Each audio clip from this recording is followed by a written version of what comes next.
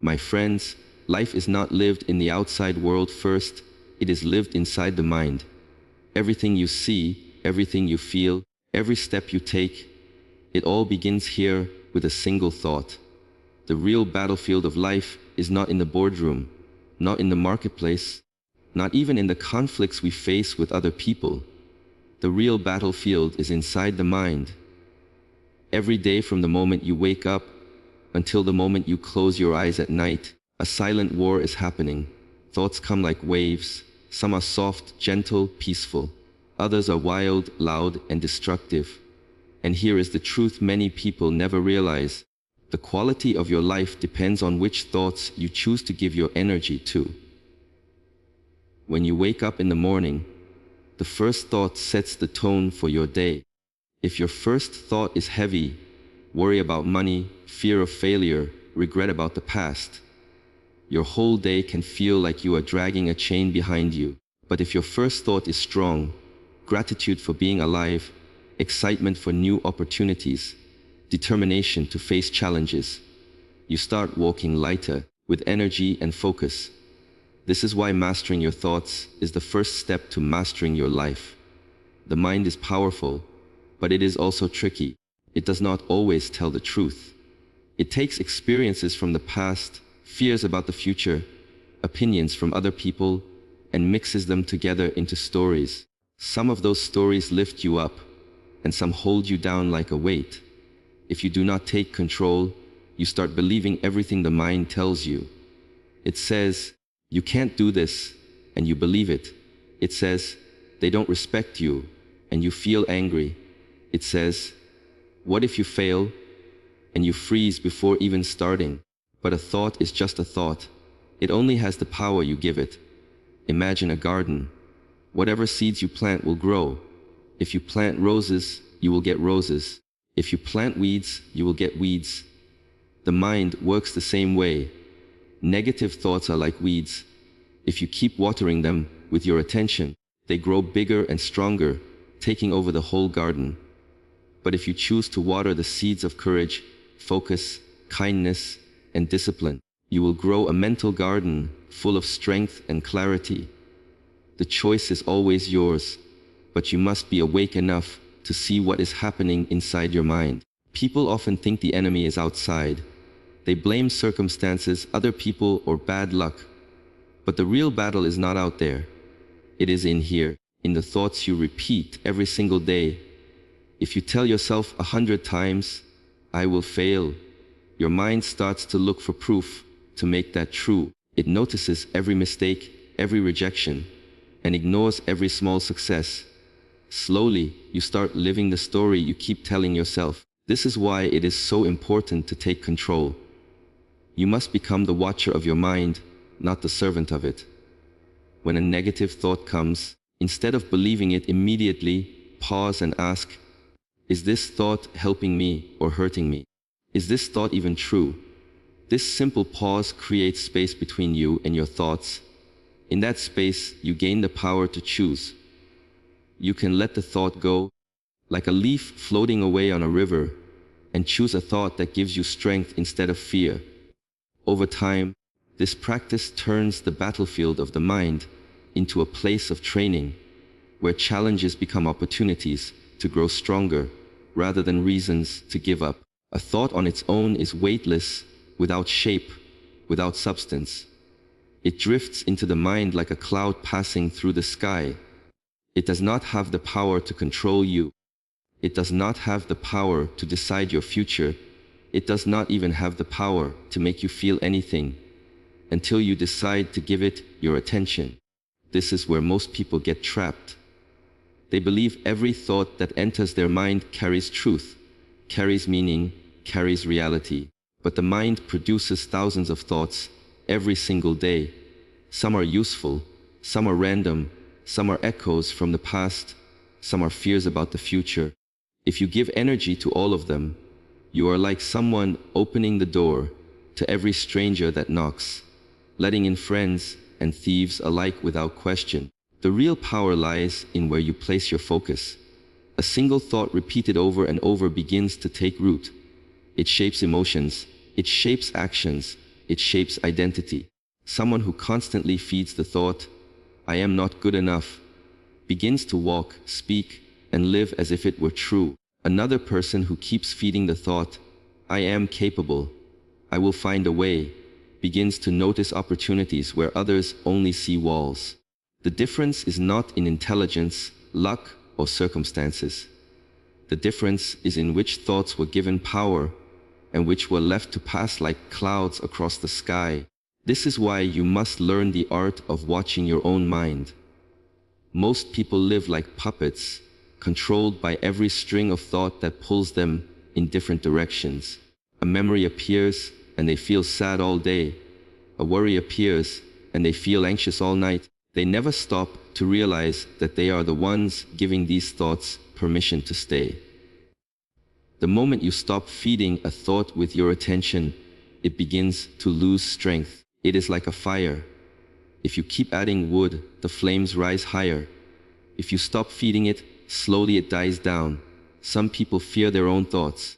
They try to push them away or fight against them.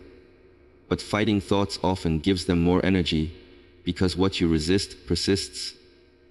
The key is not to fight, but to observe, to look at the thought, acknowledge it, and then decide whether it deserves your attention or not. Not every thought that appears in the mind deserves a conversation. Not every thought is worth turning into a story. When you give a thought your focus, it begins to grow roots in your mind.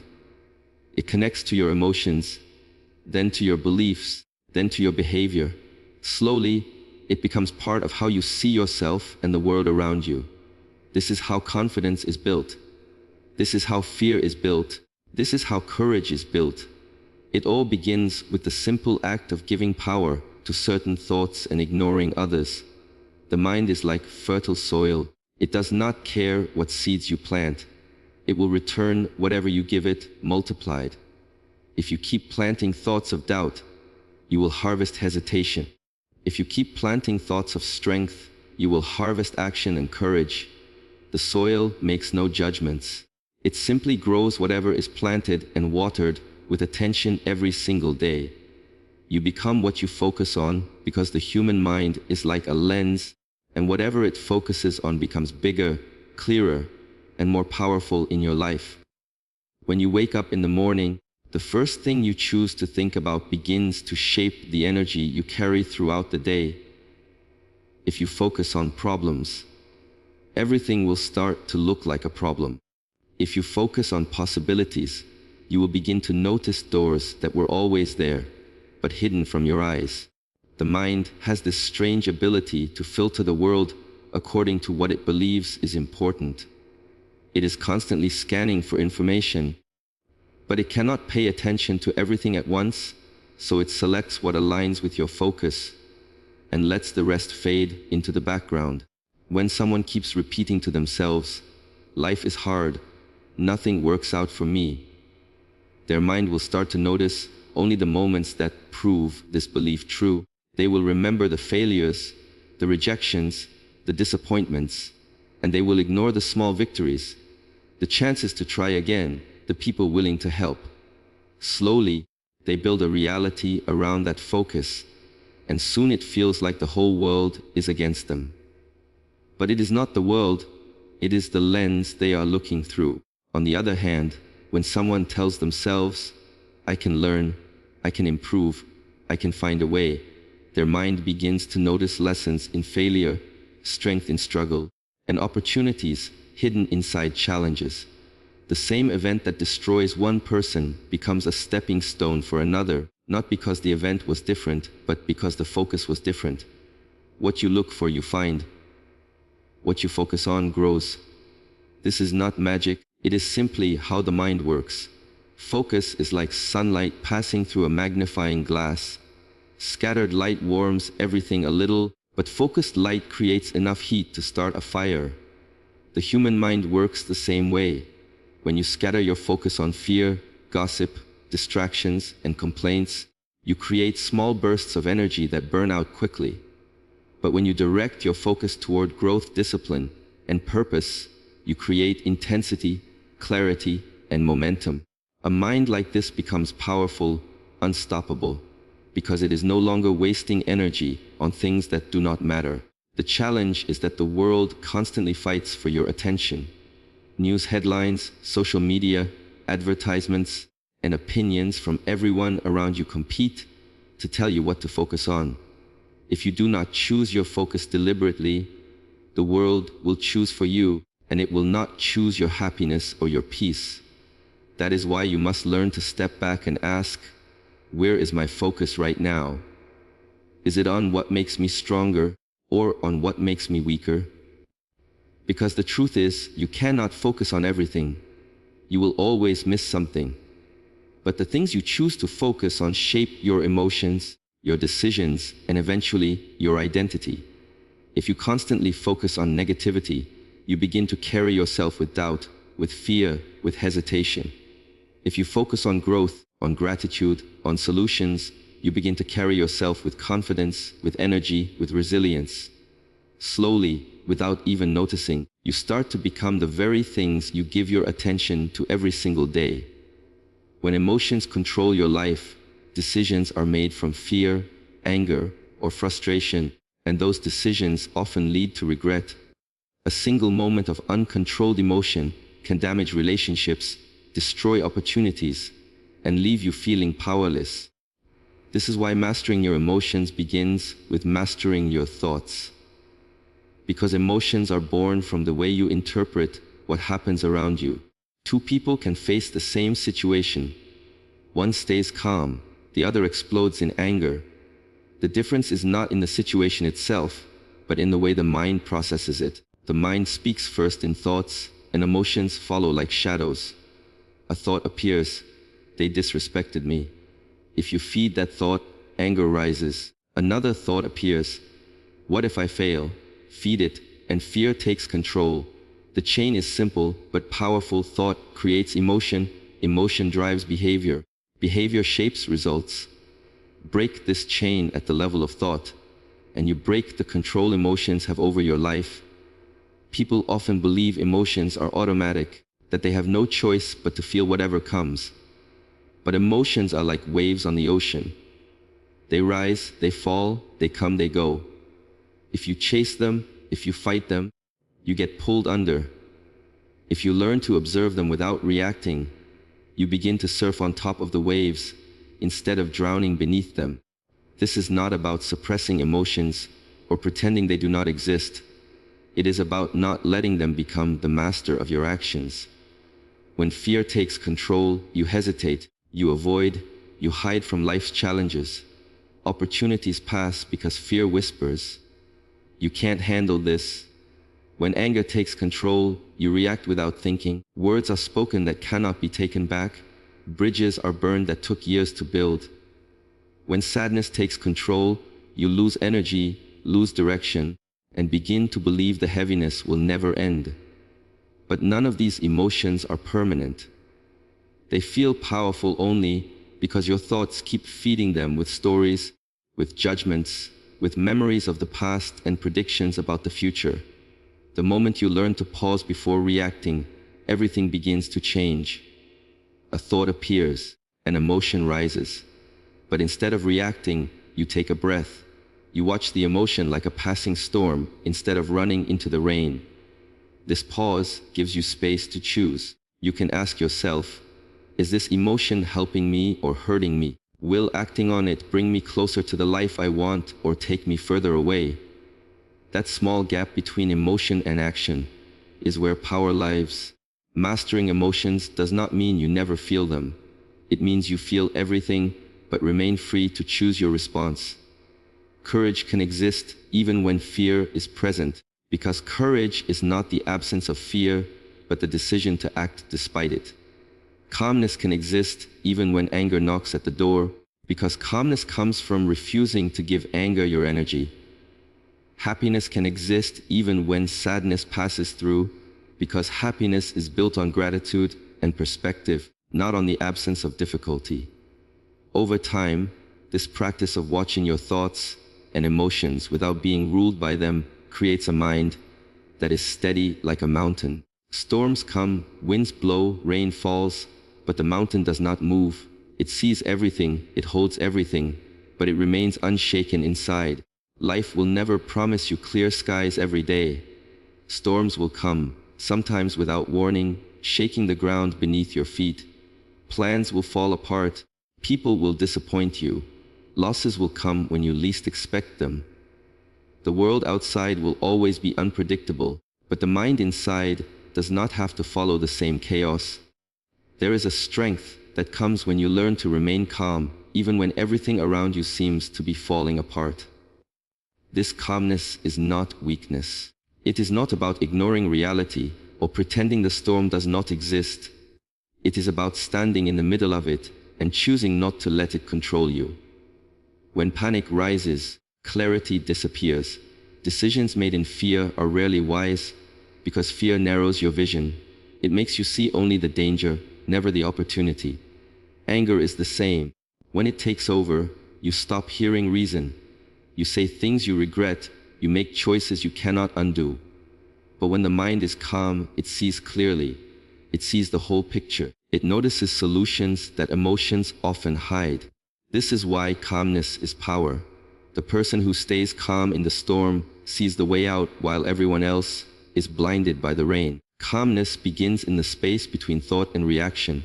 Something happens, a thought appears, emotions start to rise. Most people react immediately, like a match bursting into flame the moment it is struck. But calmness comes when you learn to pause before the fire spreads. That pause may be just a breath, just a moment of silence, but it is enough to keep control in your hands instead of handing it over to the chaos around you.